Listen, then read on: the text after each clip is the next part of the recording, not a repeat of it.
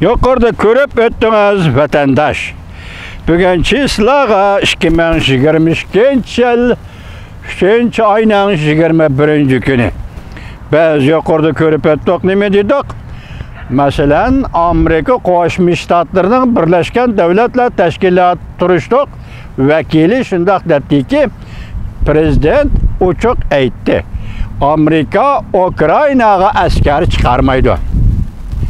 Lekin NATO'ga a'zo davlatlarni qo'llaydi.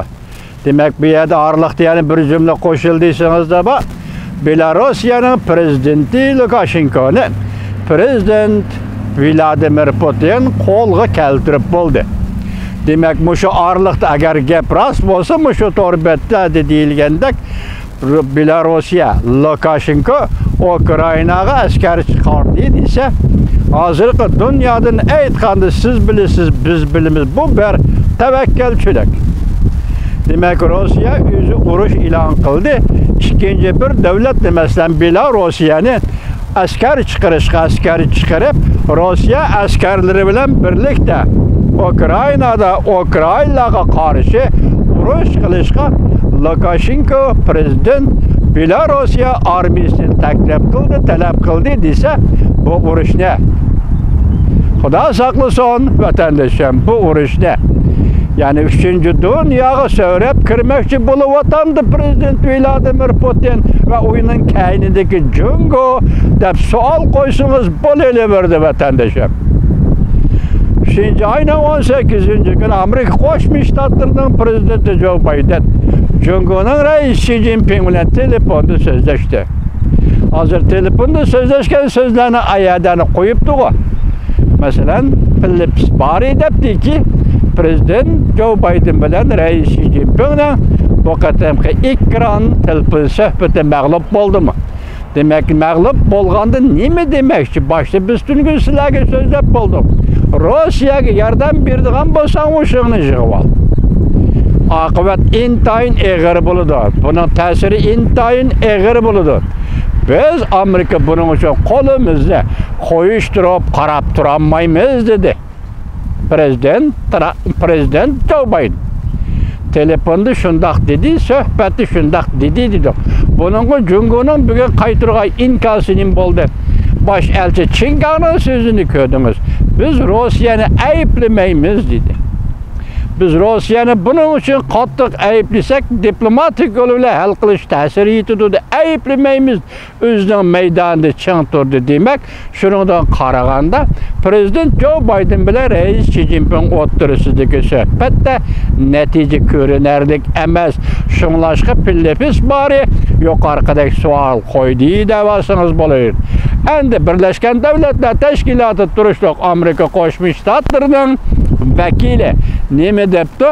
Biz askar chiqarmaymiz Ukrainaga, biroq NATO'ga a'zo davlatlarimizni qo'llaymiz. Buni ma'nosi nima vatandoshim? Hozir prezident Vladimir Putin Belorussiya Lukashenkoni qo'lga keltirib, Ukraina askar chiqarmoqchi bo'layotdi deganda, NATO'ga a'zo G'arbiy Sharqiy Yevropa davlatlari buni qarab tura olmaydi-da. Chunki ular hozir Ukraina xalqini qo'llayotdi-da. Uning qurol-yarog' yetkazib beryapti-da. Masalan, Ukraina musofirlarini bu davlatlar o'zida panohlik berib, oshtamoq berib, yemak-ichmak berib qo'llayapti-da. Shunday ahvolda Rossiyaga hamkorlashib, Lukashenko yoki Belorussiya yana Ukrainaga askar chiqaradigan bo'lsa, siz faraz qiling, siz qiyos qiling. Unda Sharqiy Yevropadagi boshqa davlatlar, masalan, NATO'ga a'zo davlatlar buni qarab turamdi.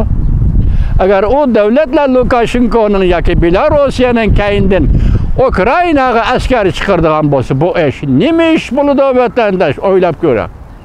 Bu ishni kim keltirib chiqargan bo'ldi? Navbatdagi ahvolda bu ishni Rossiya Federatsiyasi va Junxo Xalq Jamhuriyati keltirib chiqargan bo'ldi. Nima ishqa? Shundaq paytda Junxo Xalq Jamhuriyati bunga nisbatan deyilmadiki, sen tajovuzchi, biz seni ayblaymiz. Bu ish adil ish emas, haqiqiy ish emas. Yani senin maqsading haqiqiy oshkora bo'lmadi. nima uchun Ukrainaga tajovuz qilding degan savollarni biz qo'ya olmaymiz degan yerga keldi. Jungoning Amerika turishliq bosh elchisi. Hukumat tarafdan hech qanday ifoda yo'q. Shunaqmi? Beijing hukumati tarafidan hech qanday ifoda yo'q. Yoki Jonanxay Reis Xi Jinping so'z bo'lgandan keyin hech qanday ifoda yo'q. Masalan, Mirbo xalq gazetidami bu suhbatga nisbatan ijobiy ifoda yo'q. Faqat shuning uchun Kolumbiya CBS Amerika televiziya radio stansiyasining riyosatchisi Brandon xonim bu programmada bosh elchi Chingani suhbatga chaqirdi. Chingani pozitsiyasi yuqoridek bo'ldi. Demak, bu qatimqi suhbat 18-kunidagi prezident Joe Biden bilan Reis Xi Jinping o'rtasidagi suhbat hech qanday natija qozonmadi. Biz tunugungi muhokama nima degan edik? Natijaga erishmasak, Jungo ijobiy javob bermasa, vaqtida NATO va yoki Amerika Qo'shma Shtatlari bundan ijobiy javob oladigan ishni qo'llanishi mumkin degan Yong'ning maqolasini sizlarga anglatdik.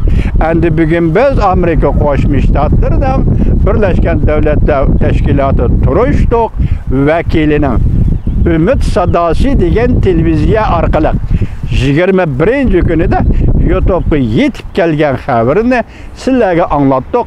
Sizdingmi ham, bizdingmi ham Xudo bu urushning dunyoviy urushga aylanib ketishining oldini olish, har qaysi davlatlar oldini olishni umid qilamiz vatandoshim. Anda Xo'shijin nima debdi? Atom yadro qurollari to'la Rossiyaning debdi. 26-kuni Rossiya atom yadro qurollari popozisiz ishlatdi. Ukrainada kichik bir davlatga yadro atom qurollari popozisiz ishlatdi. Buningga Ukrainaning tutgan pozitsiyasi nima? Parvoyim palak. Popozangdan qo'rqmayman dedi. Hozirgi vaziyat mana bu yerga. NATO a'zo davlatlar Belarusya, Lukashenko, Ukrainaga askar chiqaramdi. Prezident Vladimir Putin zada nima ishga tayyorlik qilyapti. Jungo Xalq Jamhuriyati hukumati Ukraina masalasida nima ishga tayyorlik qilyapti. Biz bu savollarni o'ttirib qo'ydik, o'ttirib qo'yamiz, hurmatli vatandoshlar. Bugun bu Ukraina masalasi to'g'risidagi bizning vaziyat va muhokama programmamiz.